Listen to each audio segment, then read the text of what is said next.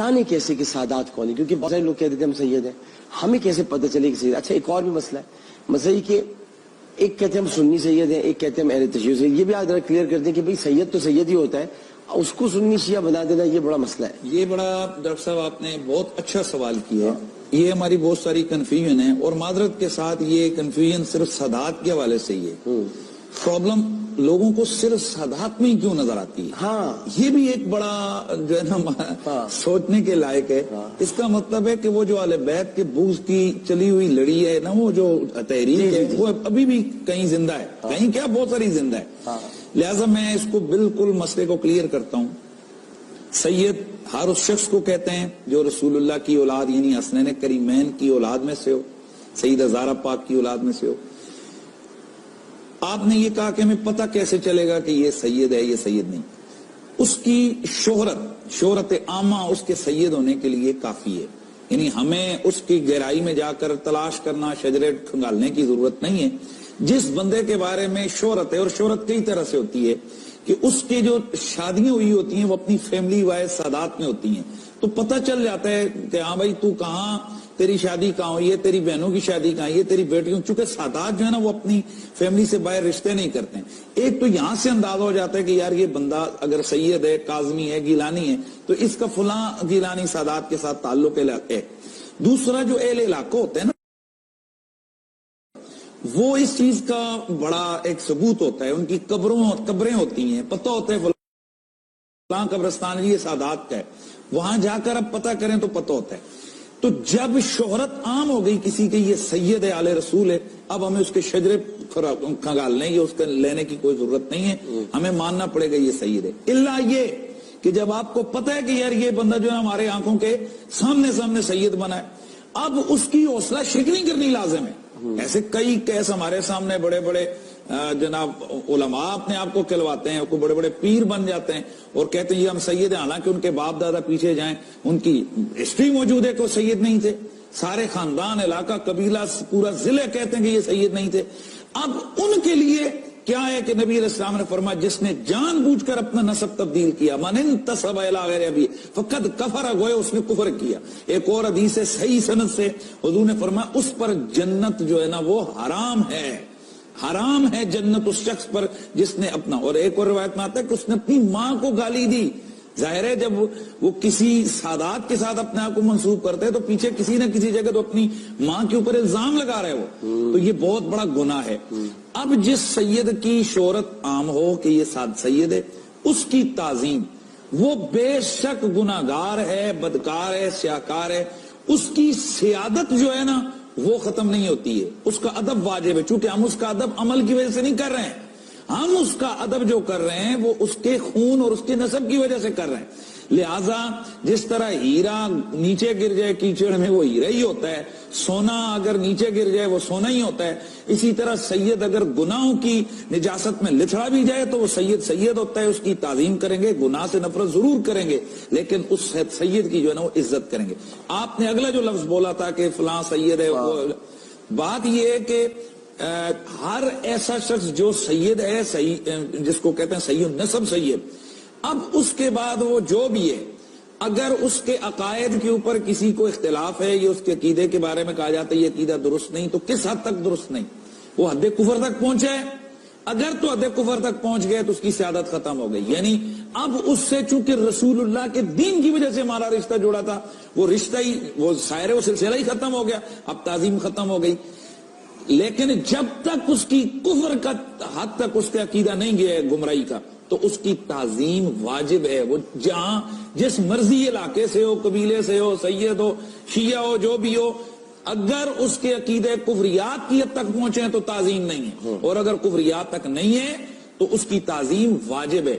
ہاں آپ کے نزدیک اگر اس کا عقیدہ کفر تک تو نہیں، بدعت تک ہے، آپ اس کے عقیدے کی نہیں کہیں گے، اس کے عقیدے کے حوالے سے اسے کہیں گے بھائی یہ غلط ہے عقیدہ، اس کا رد کریں گے، لیکن اس کی ذات سے نفرت نہیں کریں گے، اس کا ادب کریں گے. اچھا، اب یہ ہماری یہ جو بات نا بڑی واضح اور کلیئر ہو گئی. یہ جو آج کل بہت ہمارے سوشل میڈیا کے اوپر ایک بڑا ٹرینڈ چڑھا ہوا ہے، میں شکر ہے آج اپنے سوال کیا میں اس کو بھی کلیئر کر دوں. بڑی آسانی کے ساتھ آپ نے اگر نیچے کمنٹ کیا، اوپر آپ کی مثال کے طور پر آئی ڈی پہ لکھا ہوا ہے میں سید فلاں، نیچے کہتے ہیں اگر آپ کے عقیدے سے عقیدہ نہیں ملتا، آپ کی سوچ سے سوچ نہیں ملتی، ایک ہی کمنٹ نیچے آتا ہے تو مجھے سید نہیں لگتا، بس یہ لکھ کر نیچے گالم گلوچ شروع ہو جاتی ہے۔ تو کون ہوتا ہے جو اس کے نسب پر انگلی اٹھائے؟ تو کون ہوتا ہے کہ جو اس کے نسب کو چیلنج کرے؟ سیدی اعلی حضرت امام اہل سنت امام محمد رضا فاضل بریلوی رحمۃ اللہ تعالی علیہ، آپ نے واقعہ ایک لکھا کہ اسی طرح ایک سادات کا، میں آپ سے معذرت 1 منٹ میں لے رہا ہوں، اگلا سارا ٹائم آپ لے لیجئے۔ آپ فرماتے ہیں کہ اسی طرح سے ایک غریب سید زادی تھی، تو وہ ایک امیر شخص کے پاس گئی اور جا کر اس نے کہا دیکھ میری جوان بیٹیاں ہیں اور میں غریب سید زادی ہوں، تو میرے ساتھ تعاون کر۔ اس نے کہا تیرے سید ہونے پر دلیل کیا ہے؟ اس نے کہا میں اس وقت غریب الوطن ہوں، مسافر ہوں، میں کیا دلیل لے کے آؤں تیرے لیے؟ اس نے کہا نہیں جب تک کوئی تیرے پاس اس کا نہیں ہوگی، نہ سند نہیں ہوگی، تو اس وقت تک میں نہیں مانوں گا۔ وہ پریشان حال گئی۔ ایک یہودی تھا، جب اس کو پتا چلا کہ یہ نبی آخر الزمان کی بیٹی ہے، انہیں اولاد میں سے اس نے عزت اور تکریم کی۔ رات کو یہ بزرگ خواب میں کیا دیکھتے ہیں، جو بڑے نیک تھے، کیا دیکھتے ہیں کہ رسول خدا کی محفل سجی ہے اور اس میں ایک یہودی بیٹھا ہوا ہے، وہی والا جو ان کے علاقے کا یہودی وہ بیٹھا ہے۔ یہ دیکھ کر حیران ہوتا ہے اور یہ حضور کی بارگاہ میں قریب ہو کر کہتا ہے کہ یا رسول اللہ یہ یہودی ہے۔ تو سرکار فرماتے ہیں تو کون ہے؟ یا رسول اللہ میں آپ کو امتی ہوں۔ آپ نے فرمایا کہ اچھا یہ بتا تیرے پاس میرے امتی ہونے کی سند کیا ہے؟ اللہ وہ سارے واقعات کو سمجھا، صبح ہی آنکھ کھلی، دوڑتا ہوا یہودی کے پاس گیا، کہا تو نے کیا عمل کیا کہ میں نے تجھے؟ اس نے کہا کچھ نہیں کیا، میں نے رسول اللہ کی بیٹی کی عزت کی تھی، ان کو کھانا کھلایا، ان کو کپڑے دیے، ان کو عزت کے ساتھ رخصت کیا، اور یہ نہ سمجھ صرف تو ہی دیکھ رہا تھا، جو خواب تو دیکھ رہا تھا وہ خواب میں بھی دیکھ رہا تھا۔ سبحان اللہ، سبحان اللہ۔ اعلیٰ حضرت عظیم البرکت فرماتے ہیں کہ ایسا نہ ہو کہ کل بروز قیامت تم سے سندیں مانگنے لگے، پوچھنی شروع ہو جائیں کہ بتا تیرے پاس کیا سند ہے۔ اس لیے ہمیں جہاں سادات ہوں، یہ سید ہے جس کا جیلی سید ہونا اپنے لیے کنفرم نہیں ہے، سید نام کا ادب کرنا، تعظیم کرنا واجب ہے۔ ٹھیک ہے ڈاکٹر صاحب ایک چیز اور بھی ہے، ہمارے یہاں بہت یہ آج کل معذرت سے اور آپ کے یہ سندھ میں مجھے بڑا دکھ ہوا ہے، میں پچھلے کچھ عرصے سے دورے کرتا رہتا ہوں کہ یہاں پر کچھ علماء کو یہ پریشانی لا کے کہ لوگ علماء کی عزت نہیں کرتے ہیں، سادات کی عزت کیوں کرتے ہیں؟ تو میں نے وہاں کئی جلسوں میں میں نے کہا یار میں خود کو رسول اللہ کی اہل بیت کے در کا کتا کہتا ہوں۔ اللہ مطلب مجھ سے کوئی کہے نا، میں نے شاید پہلے بھی آپ کو بتایا کہ میں نے وصیت کی ہوئی ہے کہ میری قبر پہ غالباً وہ عارف صاحب کا شعر ہے، کس کا ہے مجھے نہیں پتا، کہ حضور شافع محشر علی کہیں کہ یہ شخص گنہگار بہت ہے مگر حسین کا ہے۔ واہ واہ واہ۔ کاش حضور کرسی کرم پر بیٹھے ہوں، مولا علی ان کے پاس کھڑے ہوں، ہماری فائلیں پیش ہو رہی ہوں، فرشتے جکڑ کے پکڑ کے حضور کی بارگاہ میں لے کر آئیں، مولا علی دیکھیں ہمارے عملوں کو دیکھ کر کہیں کہ یا رسول اللہ گنہگار بہت ہے مگر حسین کا۔ ہم تو یہ چاہتے ہیں، ہم تو یہ چاہتے ہیں، تو میں اس میں یہ کہتا ہوں کہ سارے حضرات یہ ذہن میں رکھیں، جو حضور کی آل کو اپنا اٹھنا، ان کے ادب کو اپنا اٹھنا بیٹھنا بناتا ہے، خدا کی قسم آٹومیٹکلی اللہ مخلوق سے اس کی عزت کرواتا ہے۔ اور دوسری بات، میں اگلی بات بھی بتاؤں، کئی سادات آتے ہیں تو کئیوں کو معذرت سے ان کو نشست کے ساتھ چپک لگ جاتی ہے، یعنی بیٹھ جاتے ہیں، اٹھتے ہوئے ان کو شرم، وہ کہتے ہیں جی کہ صحیح ہے۔